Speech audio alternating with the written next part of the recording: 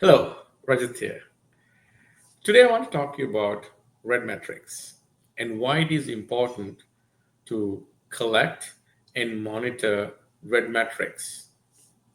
Red metric stands for rate, errors, and duration. Rate is how often your requests happen, also known as throughput.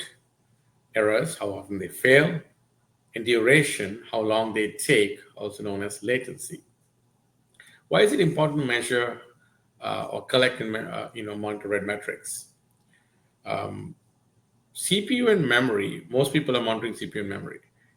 They are a great way to understand the health of your application, but they may not necessarily uh, help you understand what your users are experiencing. So for example, just because your CPU and memory um, is not trending higher doesn't necessarily mean that your users are happy, because they may be experiencing a high number of errors, their requests may be taking longer to process, and they don't necessarily correlate to high CPU usage or high memory usage.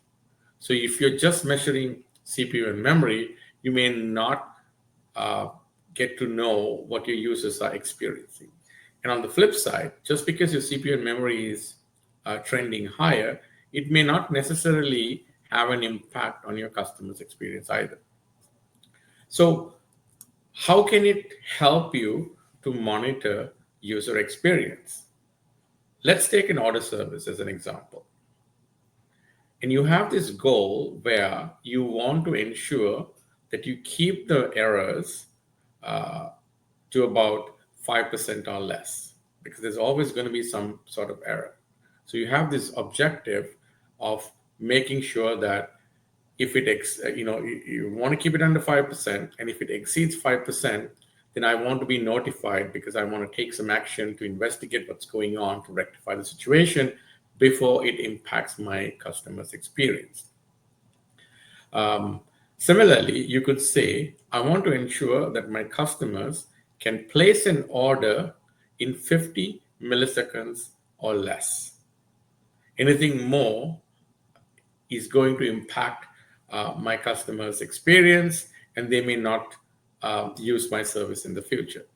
So you could have a alerting condition based off the duration metric, and say my P99, which means 99% of my request will be served, less than 50 milliseconds. So they have, 1% could exceed your P99, but that's okay. But I want 99% of my requests to not exceed 50 milliseconds. And I want an alert so I can be notified if my system is not doing that, so I can investigate and figure out what's going on. Similarly, these can extend to um, you know database queries, looking up something from a Redis cache, executing a Mongo query, by measuring individual actions that can actually indicate trouble. So, for example, let's say you have a couple of database queries. We all have queries that could be troublemakers, right? So you want to keep an eye on them. Let's say you want a database query to execute within 10 milliseconds. If it exceeds that, it's trending towards trouble, right? Or if your database query is throwing a lot of errors, that could indicate some other issue. So you want to be on top of these issues, and the only way you can do that is if you have red metrics, rate, errors, and duration for these individual operations, and then you can also take those operations and aggregate at the service level. And if you have the red metrics, you could do that. And then you could also take multiple services that are part of a user journey and aggregate them um, to that next level and say, hey, I want my entire order flow to have less than 5% errors, or I want my entire order flow to execute within like 50 milliseconds or 100 milliseconds.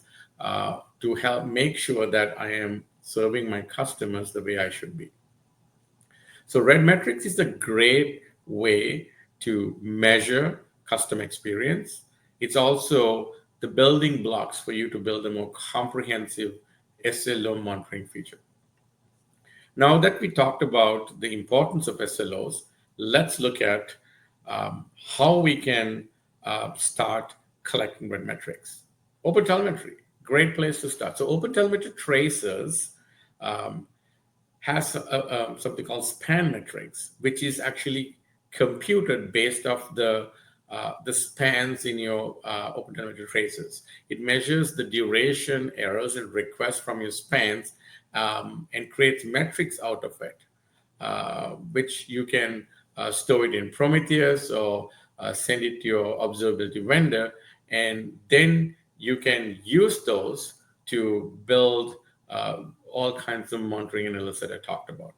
So when you are using OpenTelemetry Tracers, make sure you enable span metrics in your OpenTelemetry pipeline.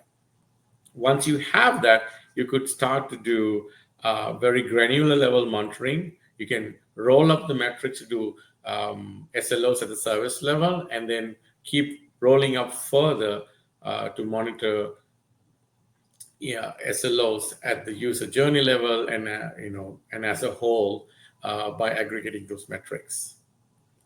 Hope you find this video useful, and if you have any questions or comments, please feel free to let us know. And we hope to see you in a further video, and I'll explain how to configure OpenTelemetry pipeline, how to enable span metrics, etc. See you. Thank you.